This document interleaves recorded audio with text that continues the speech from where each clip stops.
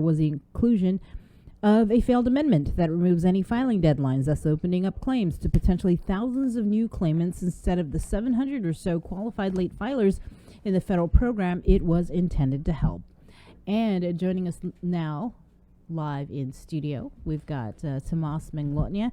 Good morning, Tomas. Lots of interesting things going on. Yeah, we're able to share some of the images we have here. We did get a copy of the subpoenas that were issued.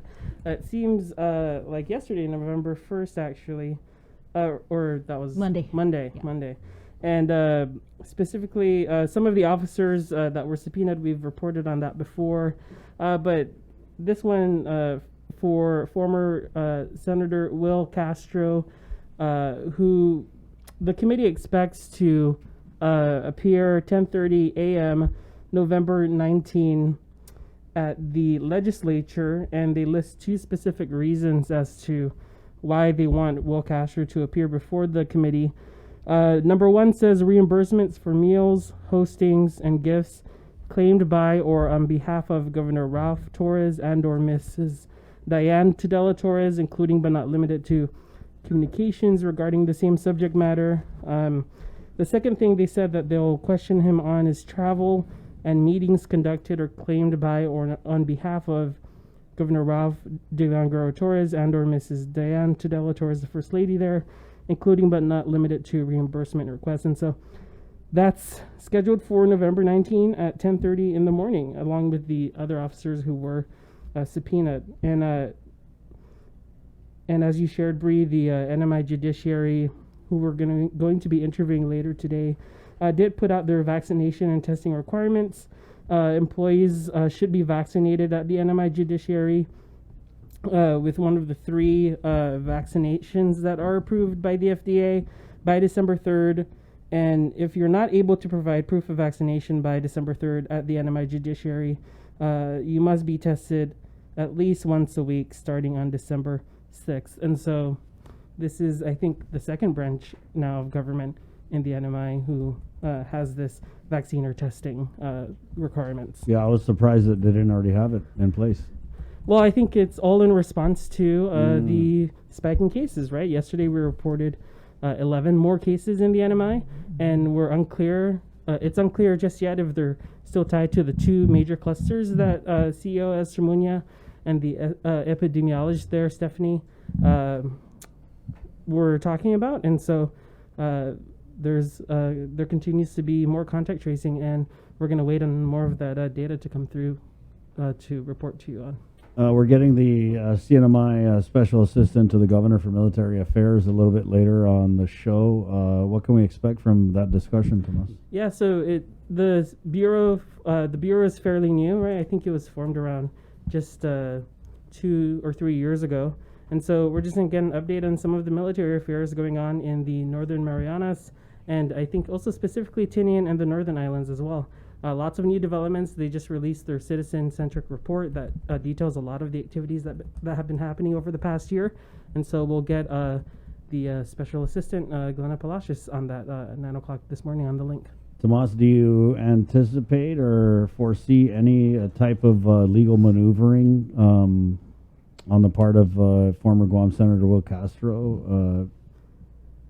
Yeah, I think that's fair to say. They invoked testimonial immunity because of privilege that people have working at the high offices of the executive branch. Russ Garber, who's the D.C. attorney hired for Governor Torres and the CNMI government, invoked that for Frances de la Cruz, who was the executive assistant to the governor. And we know that she's submitted a written affidavit. We've reported on this, but they're not satisfied with that, the JGO committee, which is Democratic-led. And so they expect her to show up in person still at the next hearing. So lots of that to share. Yeah, very entertaining, but really just a display of what checks and balances is all about.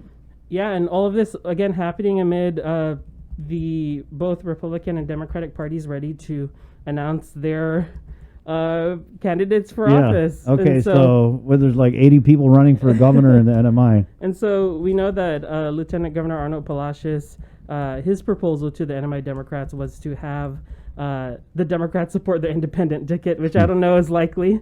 But we also did confirm that Representative Tina Sablan did submit a letter of intent to run for governor under the Democratic banner.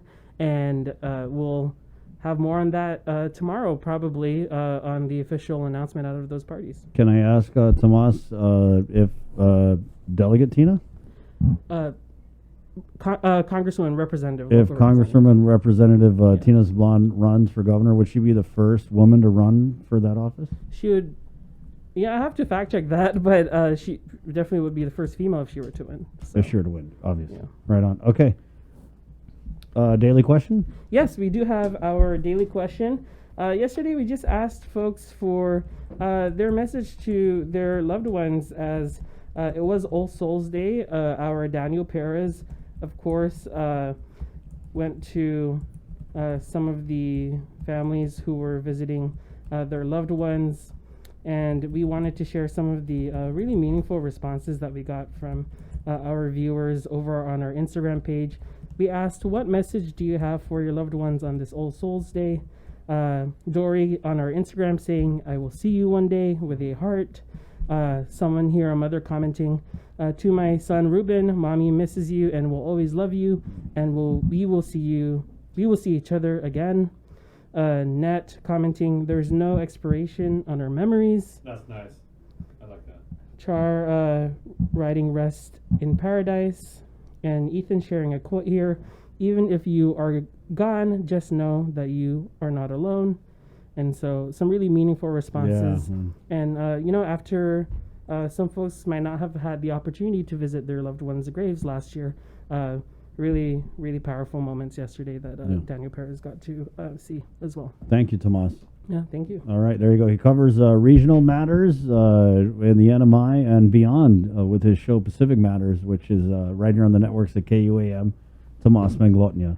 Let's go ahead and do tomorrow news now, brought to you by First Hawaiian Bank with Kin Conception. Good morning. This is The Link.